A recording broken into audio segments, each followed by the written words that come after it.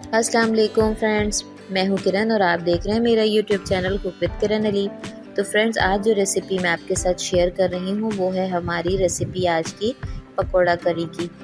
बहुत ही बेहतरीन रेसिपी है। इसमें मैं आपको बताऊंगी कि करी के पकोड़े को आप कैसे बहुत सुपर सॉफ्ट बना सकते हैं। तो रेसिपी को एंड तक देखें। आइए स्टार्ट करते हैं।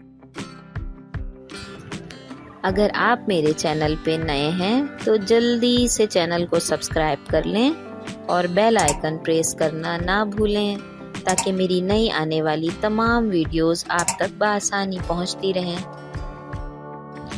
तो यहाँ मैंने चने की दाल ले ली 250 ग्राम। मैं दाल से बनाने लगी हूँ, आप चाहें तो बेसन के भी बना सकते हैं।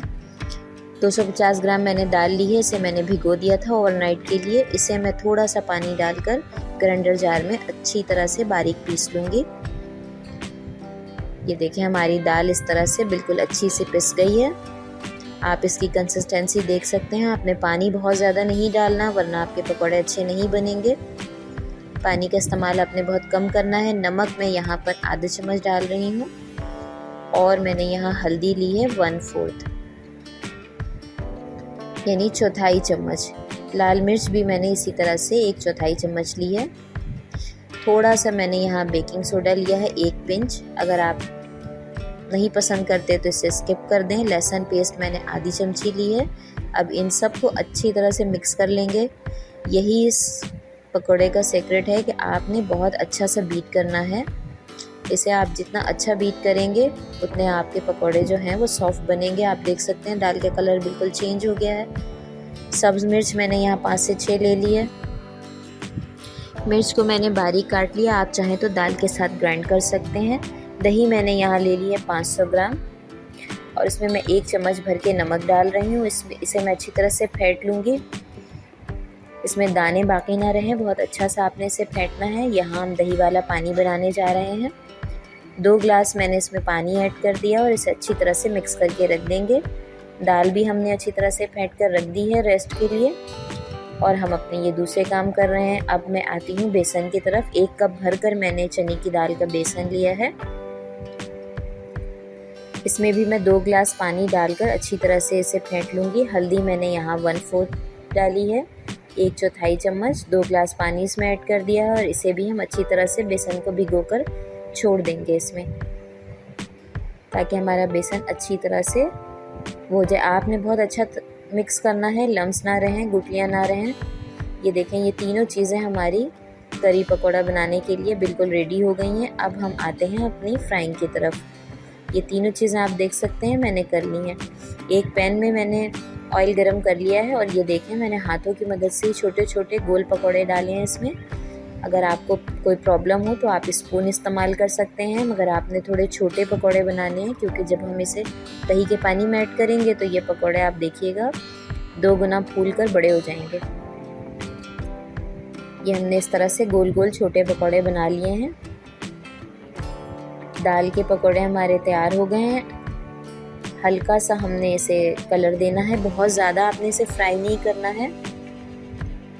ये आप देख सकते हैं इस तरह से, इसी तरह के कलर में आपने निकाल लेना है। इससे ज़्यादा आपने डार्क कलर नहीं करना। जो हमने अपना दही वाला पानी बनाया था उसमें ये सारे पकौड़े निकाल कर आप इसमें डाल दें और इसे अच्छी तरह से डिप कर दें। मैं आपको बहुत ही आसान करके ये रेसिपी बता रही हूँ। अक्सर लोगों के पकौड़े सख्त हो जाते हैं। आप इस तरह से बनाएं, बिल्कुल सॉफ्ट और स्पंजी बनेंगे। एक पैन में मैंने 4 टेबलस्पून ऑयल ले लिया है। ऑयल बहुत ज़्यादा नहीं डालिएगा। मेथी के बीज मैंने यहाँ लिए हैं, मेथी दाना आधी चमची। इसे हम इस तेल में अच्छी तरह से कड़कड़ा लेंगे और अब मैं इसमें शामिल करूँगी लहसुन पेस्ट 1 चम्मच भर के और इसे हमने इसके साथ अच्छी तरह से भून लेना है।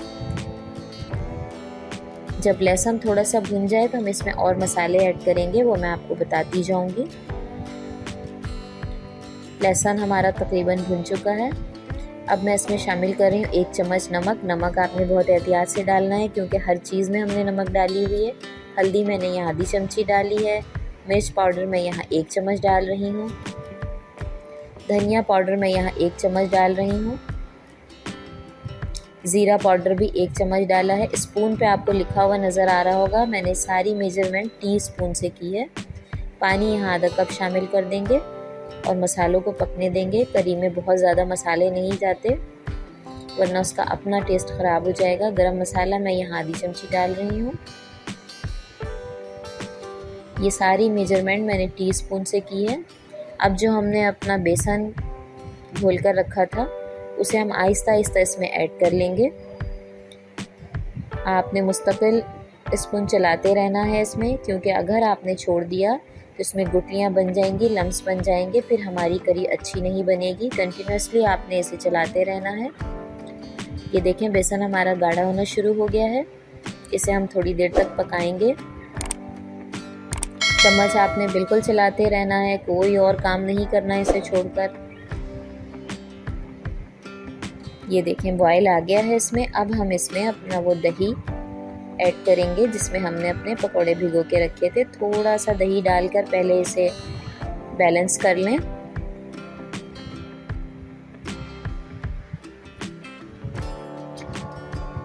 अब हम इसमें अपने पकोड़े शामिल कर देंगे जो हमने दही में पहले से भिगो के रखे हुए थे। आप देख सकते हैं पकोड़े कितने फूल गए हैं, हमारे बड़े बड़े हो गए हैं। अब ये सारे पकोड़े मैंने इसमें शामिल कर दिए हैं।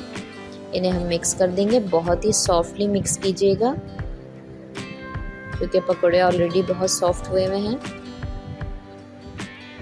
अगर आप ज़्यादा ज़ोर से स्पून चलाएंगे इसमें तो आपके पकोड़े टूट जाएंगे। इसे एक उबाल आने तक फ्लेम ऑन रखेंगे हम।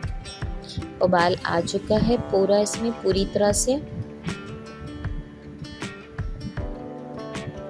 ये देखें, आप देख सकते हैं पकोड़े हमारे कितने अच्छे से फूलना शुरू हो गए हैं।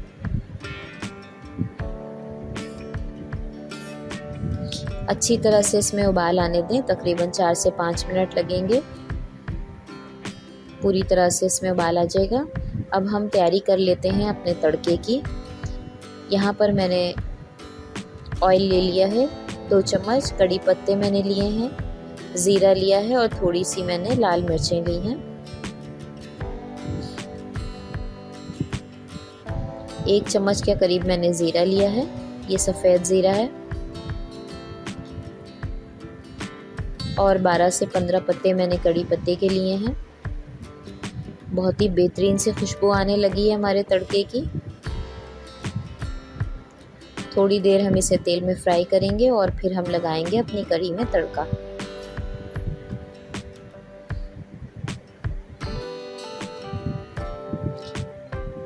ये देखें हमारा तड़का तैयार है। अब जो हमने अपनी करी तैयार की हुई थी ये इसमें हम तड़का लगा देंगे। वाह ज़बरदस्त, बहुत ही अच्छी खुशबू आ रही है। तो ये हमारा कड़ी पकौड़ा बनके बिल्कुल तैयार हो गया है। खुद भी खाएं, अपने मेहमानों को भी खिलाएं। एक बहुत ही यूनिक सी डिश है और बहुत मज़ेदार भी। तो दोस्तों अगर रेसिपी अच्छी लगी हो तो लाइक और शेयर कर दें। चैनल पे नए हैं तो 1 टाइम सब्सक्राइब कर दें। इसे मैंने सफ़ेद चावलों के साथ, वाइट राइस के साथ सर्व किया है। आपको जैसा पसंद हो आप वैसा कर लें। आप देख सकते हैं हमारे पकौड़ों का साइज़ 2 गुना हो गया है। अभी मैं आपको इसे कट करके दिखाती हूँ कि ये अंदर से कितने अच्छे मॉइस्ट और सुपर सॉफ्ट बने। ये देखें, कोई गुठली या कोई सख्ती नहीं है इसमें, बिल्कुल सुपर सॉफ्ट बन के तैयार हुए हैं। तो दोस्तों अपना बहुत सारा ख्याल रखें, मुझे दुआओं में याद रखें और इस तरह की मज़ेदार रेसिपीज़ के लिए मेरा चैनल देखते रहें। फिर मिलेंगे एक नई रेसिपी के साथ। अल्लाह हाफिज़।